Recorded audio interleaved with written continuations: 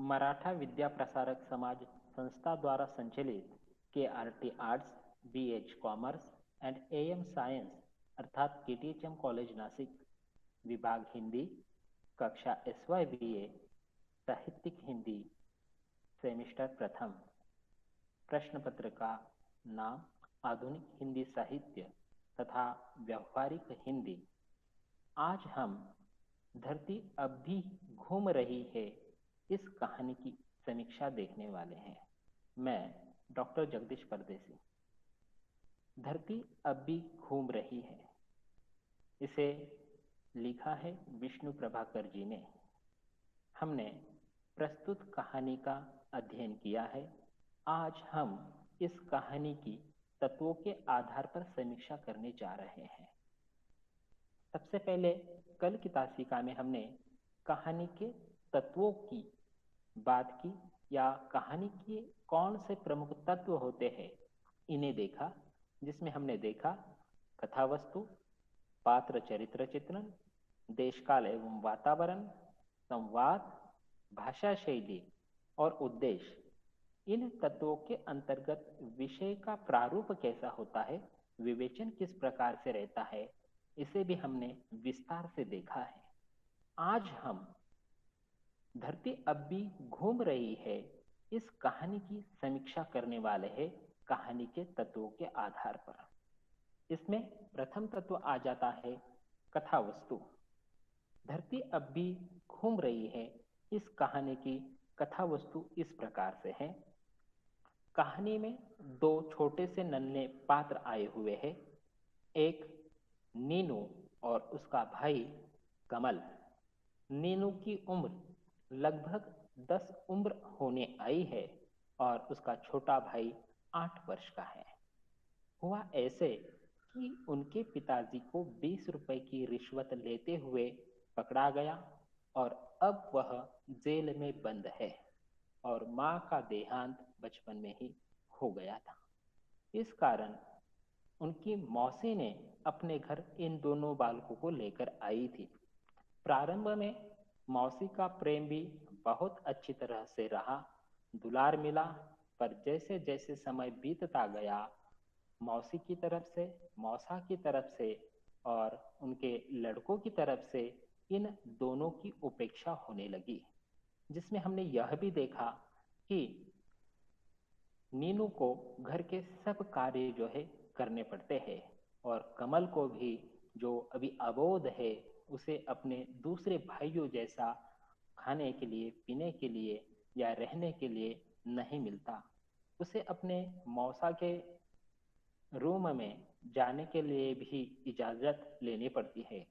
एक दिन की बात थी, कमल के हाथों गिलास फूट जाता है तो इस पर प्रदीप ने उसे बहुत मारा था।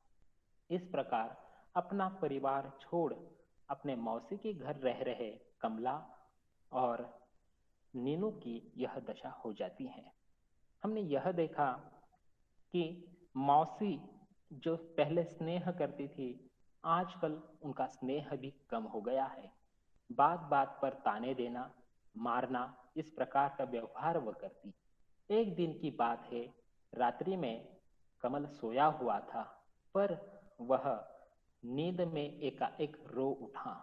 जब अपना भाई रो रहा है यह देखकर नीनू उसके पास गई, पूछा क्या हुआ, तो वह कहने लगा कि पिताजी कब आएंगे, मुझे यहाँ नहीं रहना है। मौसी मारती है, जूठा खाने के लिए देती है। इस प्रकार से वह रोने लगा, और यह यातनाएं नहीं चाहिए, मुझे अपने घर जाना है, पिताजी कब आएंगे।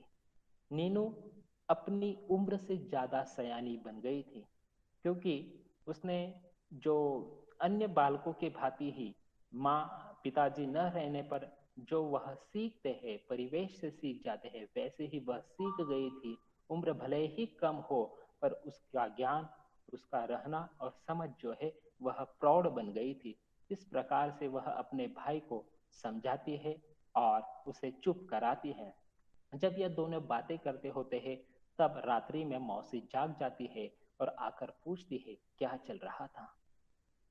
जब दोनों भी वहां पर दिखाई दिए, मौसी ने आकर पूछा, बच्चे और घबरा गए और मौसी डांटने लगी। इस हड़बड़ी में मौसा जी भी जाग जाते हैं। क्या हो रहा है ऐसा पूछते हैं। तब मौसी जी जवाब देती है कि दोनों भी भागने की कोशिश कर रहे थे। मौसा जी भी इन पर संशय या शक उपस्थित करते थे, इसलिए वो तुरंत पूछते हैं, देखो अलमारी की चाबियां है या नहीं, उसमें कल ही 500 रुपये मैंने रखे थे। और इस प्रकार से वह ताला खोलते हैं, पैसे देखते हैं, पैसे है या नहीं। इस प्रकार से संशय की दृष्टि से इन दोनों को देखा जाता है। एक दिन की बात है, सुबह सुबह नीनू अपने घर का पोछा या साफ सुथरा उसे बनाती है, बर्तन मांजती है और खुश दिखाई देती है। तो मौसी पूछ लेती है कि क्या हुआ, आज तो बड़ा चकाचौंध नजर आ रहा है। तब कमल कह उठता है कि आज पिताजी घर आने वाले हैं। एक पल के लिए मौसी सोचती रहती है कि अभी तो 6 महीने बाकी है, ये लड़के ऐसा क्यों कह रहे हैं। तब वह नीनू को ताना देते हुए कहती है कि पिताजी के लिए इतना स्नेह और हमारे लिए। इस प्रकार वह बात जो है उससे छेड़ देती है और उसे काम में लगा देती है। बाद में हमने कहानी में यह देखा कि नीनू ने बाकी औरतों से यह कहते हुए सुना था कि इसके पिताजी जो है भला मानुस थे और अपना अपना कार्य करते और बच्चों को पढ़ाते थे। बच्चों को बड़ी कक्षा में वह शिक्षा देना चाहते थे, अच्छे स्कूल में डालना चाहते थे, इसलिए उन्होंने 20 रुपए की रिश्वत ली थी। फिर नीनू और कमल हमेशा सोचते रहते हैं कि ये रिश्वत लेना यानी क्या, ये रिश्वत लेना यानी क्या। मौसा को यह भी कहते हुए उसने सुना था कि मैं कई बार समझा चुका हूं कि कुछ पैसे रिश्वत देकर जेल से छूट जाओ, क्योंकि न्यायमूर्ति ने कई बार कई सारे लोगों को रिश्वत लेकर छोड़ दिया है। किसी ने खून खराबा किया था, फिर भी वह छूट गया। किसी ने अपने औरत की ही हत्या कर दी थी, फिर भी 5,000 रुपए की रिश्वत लेकर वह छूट गया।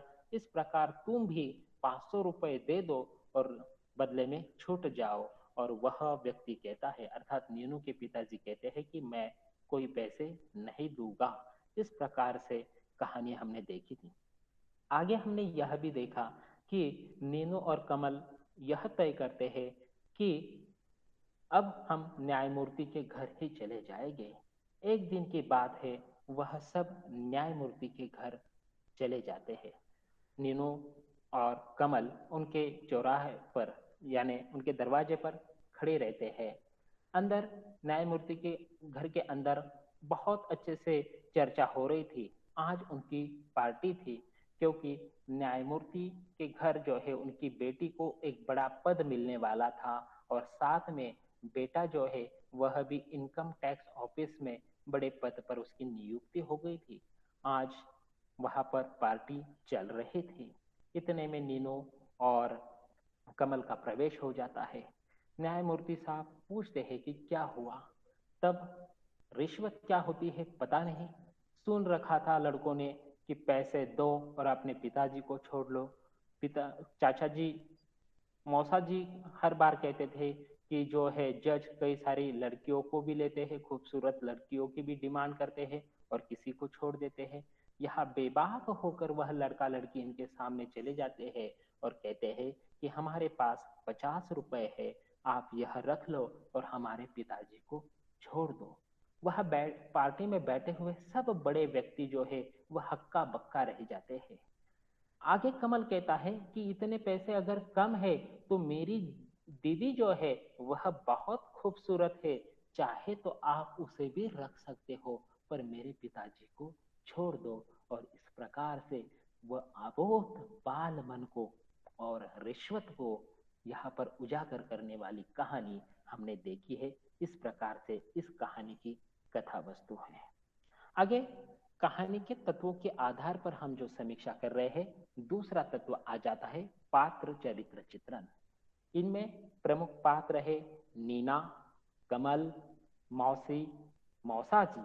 और गौण पात्रों में आए हुए हैं औरतें, न्यायमूर्ति, सचिव साहब, मनमोहिनी और बैरे। अब प्रमुख पात्रों में नीना यह सबसे महत्वपूर्ण पात्र लिया गया है, क्योंकि इसकी विशेषता यह है कि यह अपने उम्र से पहले ही सयानी हो गई है, या वह बड़े व्यक्तियों जैसा अब व्यवहार करने लग गई है, प्रौढ़ व्यवहार जो है उसका बन गया है। अब वही अपने छोटे भाई की माँ है, उसे दुलार करती है, प्रेम करती है, स्नेह देती है, और आसपास की घटनाओं का आकलन करके अपना व्यवहार वह करती है। जब रात्रि में अपना भाई रो रहा था तो वह उसे समझाती है, मौसी जाग जाएगी, मौसा जाग जाएगा, तो तुम रो मत, शांत हो जाओ और सो जाओ। बार बार अपने भाई को संभालने की बात हो, या मौसी जी का परिवार उसके जो कार्य होते हैं वह सब संपन्न करने का कार्य नीना करती है।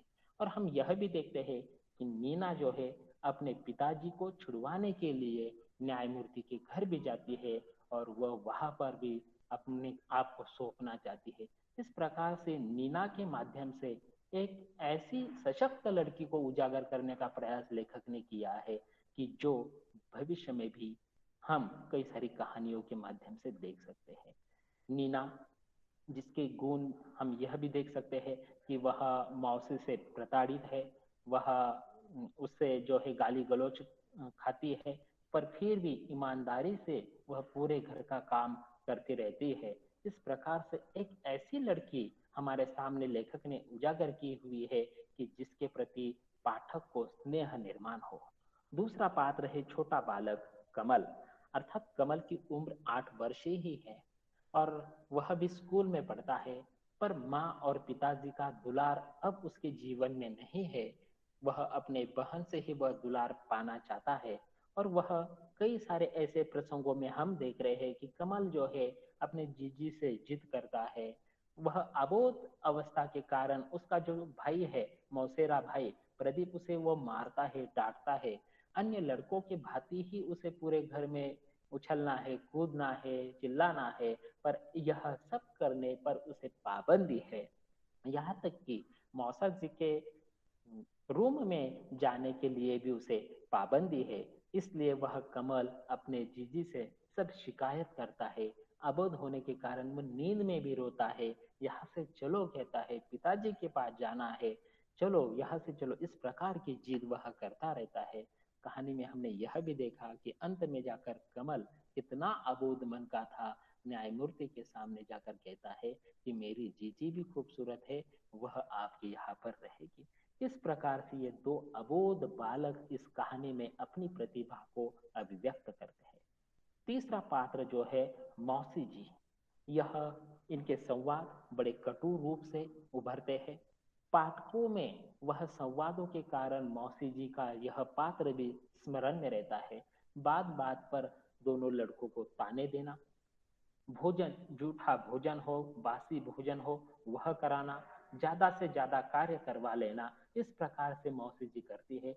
आरोप, गंभीर आरोप भी उन लड़कों पर लगाती है कि कुछ सुनती नहीं है। केवल वह अपने पतिदेव से कहती है कि लड़के जो है यहाँ से भागने की कोशिश कर रहे हैं। इस प्रकार से मौसी जी का जो बर्ताव है इन बालकों के प्रति बड़ा ही दृष्ट है, और वह इस प्रकार से कहानी में अभिव्यक्त हुआ है। एक बात इस प्रकार से वर्णन किया गई है कि एक दिन जब नीना अपना घर अच्छे से सजा रही थी, आंगन में रंगोली निकाल रही थी, तो मौसी जी एक आकर कहती है कि आज बड़ा ही उत्सव मनाया जा रहा है। तब मौसी जी इस बात को सुनकर हक्का बक्का रह जाती है कि कमल कह देता है कि आज पिताजी घर आने वाले हैं। यहाँ पर मौसी जी नीनू को ताने देती है कि पिताजी के लिए बड़ा लाड प्यार दुलार आ रहा है, और इतने दिनों से हम तुम्हें संभाल रहे हैं, तुम्हारे पढ़ाई का खर्च उठा रहे हैं, सब कुछ कर रहे, खाने पीने के लिए भी तो चीजें होती है या खर्च होता है, वह हम कर रहे हैं, तो इसकी कोई बात नहीं, हमारे लिए वह स्नेह नहीं। इस प्रकार से बार बार छोटे बालकों को प्रताड़ने का कार्य भी यहाँ मौसी जी कर रही है। चौथा पात्र जो हमें यहाँ पर दिखाई दे रहा है वह महत्वपूर्ण है, मौसा जी। अर्थात मौसा जी ऐसा पात्र है कि जिसमें कहानी में आए हुए नीना के पिताजी, जिन्होंने 20 रुपए की रिश्वत ली या नहीं ली पता नहीं है, उसी जगह दूसरा पात्र ऐसा है मौसा जी, जो हर रोज हजारों रुपए, 500 रुपए या कई ऐसे पैसे लेकर रिश्वत भी लेते हैं। लड़कियां जो है उनका व्यापार भी करते हैं। इस प्रकार से वह मौसाजी है, पर वह कभी रिश्वत लेते पकड़े नहीं गए। वह अपने ही मुख से कहते हैं कि आज 1000 आए, आज 500 आए, आज इतने सारे पैसे आए, आज तक मैं धरा नहीं गया। इस प्रकार से मौसा जी का जो चरित्र है वह भी लेखक ने उजागर किया है कि जो बालकों को भी परेशान करता है, संशय के दृष्टि से देखता है, और कभी कभार तो उनकी जो पत्नी है उससे वह स्नेह प्रेम करता हुआ दिखाई देता है, और बात बात में जो है कमल और नीना की तरफ भी स्नेह न करते थे, वह भी संशय की दृष्टि से देखते हुआ नजर आता है। इस प्रकार से कहानी में यह 4 प्रमुख पात्र आए हुए हैं। साथ में गौण पात्र है औरतें।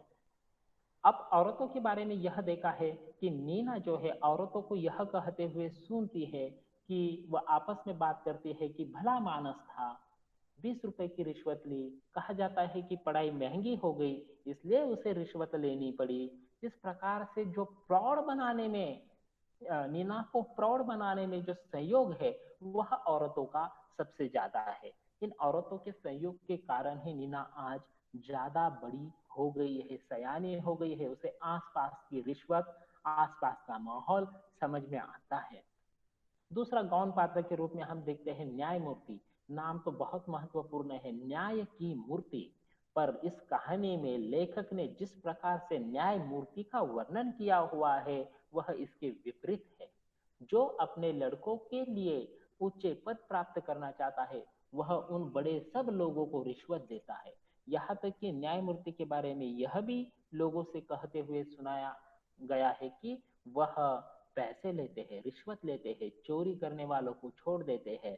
वह जो है कई बार तो सुंदर लड़कियों को मांग भी करते हैं। इस प्रकार से न्यायमूर्ति की जो प्रतिमा है वह यहाँ पर मलिन हो गई है, क्योंकि वह अपना कार्य जो है प्रामाणिकता से नहीं कर रहे हैं। और कहानी की नींव भी या मध्य भी रिश्वत यह शब्द महत्वपूर्ण आया हुआ है, और न्यायमूर्ति की भूमिका यहाँ पर भी उतनी ही महत्वपूर्ण है। लेखक ने जैसे यहाँ पर दिखाया है कि अपने लड़कों के लिए अच्छे अच्छे पद लेने के लिए भी न्यायमूर्ति रिश्वत दे रहे हैं और वह ले रहे हैं।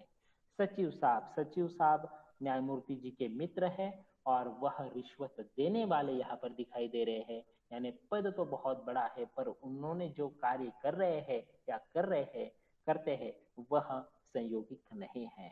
मनमोहिनी न्यायमूर्ति की ही पत्नी है, और वह इन बालकों को आकर समझाती है, पुकारती है कि घबराओ मत, तुम्हारे मन में जो बात है वह कहो।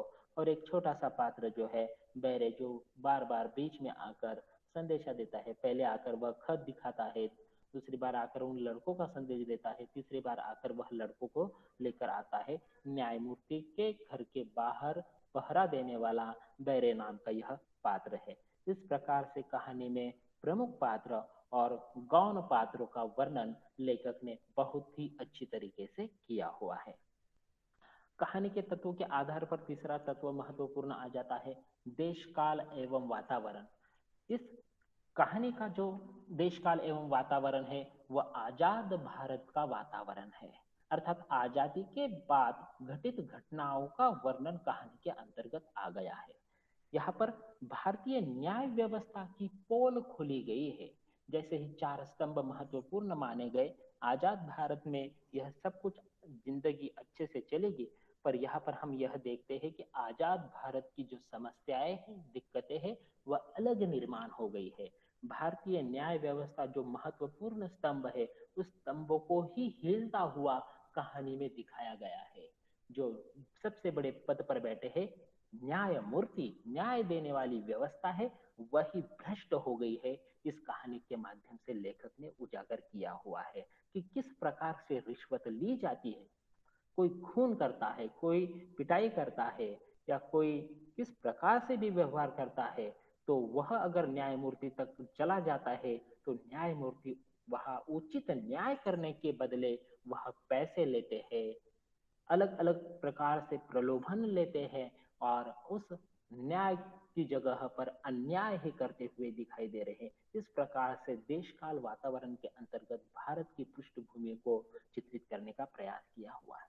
तीसरी महत्वपूर्ण बात यहाँ पर यह दिखाई देती है कि मानवीय मूल्यों का पतन हो रहा है। यानी यहाँ पर मौसी जी है, मौसा जी है, या मौसी के जो लड़के हैं, वह अपने ही घर में अपने ही भाइयों से स्नेह नहीं कर रहे हैं। मौसी जी का बर्ताव यहाँ पर अपने ही बहन के लड़कों से दुराचार जैसा है, दुष्ट है। और मौसा जी भी तो वैसा ही व्यवहार कर रहे। मानवीय मूल्य गिरते जा रहे हैं, इसका प्रतीक यह कहानी बन गई है। यहाँ पर स्नेह, प्रेम और ममता के साथ उन बालकों को संभालना चाहिए, पालन पोषण होना चाहिए, पर उसके विपरीत यहाँ पर घटनाएं घटित हो रही है। यही भारतीयता या भारतीय समाज की यह एक समस्या ही लेखक ने उजागर की है। चौथी बात है, शिक्षा व्यवस्था पर भी प्रश्न निर्माण किए हुए है। शिक्षा व्यवस्था के बारे में लेखक ने बताया हुआ है कि शिक्षा और महंगी होती जा रही है, और इस महंगी शिक्षा के कारण ही अबोध बालकों को यह प्रतीत हो रहा है। एक दो जगह पर संवाद आए हुए हैं कि पिताजी तुम वापस आ जाओ, हमें उस स्कूल में नहीं पढ़ना है जहाँ पर ज्यादा पैसे लगे और आपको उस फी को देने के लिए रिश्वत लेनी पड़े, और ऐसे स्कूल में हमें नहीं जाना है, पिताजी तुम घर आ जाओ। इस प्रकार से आज के समाज का चित्रण भी कहानी के माध्यम से लेखक ने किया हुआ है। और महत्वपूर्ण बात है, रिश्ते नातों की परख भी कहानी को उजागर करती है। किस प्रकार से मौसा जी, जिनके पास धन है, पैसे है, और वह इन नातों को, रिश्तों को पैसे कोई आधार पर जो है तोलना चाहते हैं। यहाँ पर मौसी जी भी कहते हैं कि तुम्हारे लिए शिक्षा भी महंगी है, खाने के लिए, पीने के लिए जो चीजें लगती है वह भी तो महंगी है, वह खर्च हम उठा रहे हैं। इस प्रकार से रिश्ते नाते भी धन का आधार बन गई है, और कहानी में यह सब कुछ माहौल उजागर हुआ है। और आगे हमने यह भी देखा कि न्यायमूर्ति के घर जितने भी उनके बेटे बेटी या उनके जो मित्र है, इनके नाते रिश्ते भी यह भ्रष्टाचार या रिश्वत के वजह से जुड़े हुए हैं। एक दूसरे की मदद वह करते हैं और अपने ही परिवार के जो सदस्य है इनको अच्छे पदों पर वह बिठा रहे हैं। यह भी कहानी का एक केंद्रता को उजागर करता हुआ मुद्दा दिखाई देता है। अगला महत्वपूर्ण बिंदु है कि संवाद। कहानी के संवाद मर्मस्पर्शी है, जो हृदय को चुभते हैं, हृदय में एक अपना अस्तित्व बनाते हैं। छोटे छोटे संवाद है, बोल चाल के संवाद कहानी में लेकर आने के कारण कहानी का जो वह प्रवाह है वह बहुत ही अच्छे से हो रहा है। जिसमें हम देख रहे हैं कि संवादों के माध्यम से ही जगह जगह पर कहानी जो है आगे बढ़ रही है, और जो पात्र है उनके व्यक्तित्व को उजागर करने वाले संवाद ही यहाँ पर महत्वपूर्ण बन गए हैं। जैसे उदाहरण के रूप में देखते हैं, उसने धीरे से पुकारा, कमल, ओ कमल। अगर वह अपने पिताजी के घर रहती और कमल अगर रो रहा है, तो वह जो है नेचुरली या प्राकृतिक रूप से उस कमल को आवाज लगाती। पर यह मौसी के घर पर है, और रात में अगर कमल को जोर से आवाज लगवाओ और मौसी जाग जाएगी तो बड़ी विपदा आ जाएगी। इस भय के कारण अपने भाई को भी वह धीरे से पुकार रही है।